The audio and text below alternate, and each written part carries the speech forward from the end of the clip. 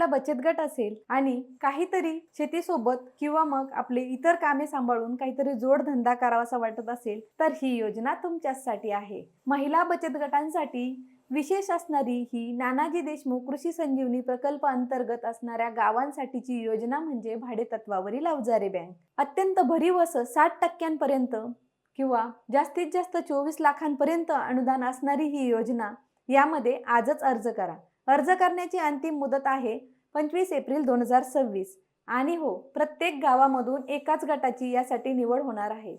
महाराष्ट्र ग्रामीण जीवनोन्नती अभियान किंवा मग महाराष्ट्र आर्थिक विकास महामंडळ यांच्याकडे रजिस्टर असणाऱ्या बचत गटांमध्ये जर सदस्य असाल तर मग आपण या योजनेसाठी पात्र असणार आहात। एका गावातून जास्तीत जास्त जर अर्ज उपलब्ध झाले तर मग ऑनलाईन पद्धतीने सोडत होऊन एका गटाची निवड त्यामध्ये होणार आहे। वाट कसली बघताय सख्यांनो? आपल्याला जर आपल्या गावातील पैसा आपल्याच गटाला मिळवायचा असेल म्हणजे भाडेतत्वावर अनेक शेतकरी जे अल्पभूधारक शेतकरी आहे ते मोठ्या प्रमाणामध्ये भाडेतत्वावर अवजारं उपलब्ध करून घेऊन शेती करत असतात। कधी कधी गावात उपलब्ध नसतील तर इतर गावातील अवजारं देखील आपल्या गावामध्ये भाड्याने शेती करण्यासाठी येत असतात आणि वर्षभर या अवजारांची गरज शेतकऱ्यांना असते।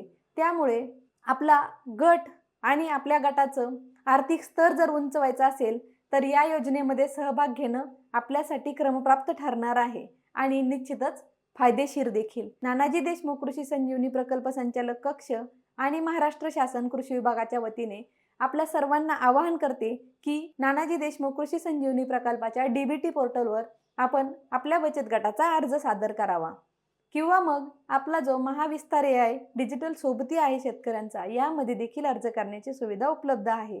तर मग वाट कसली बघताय?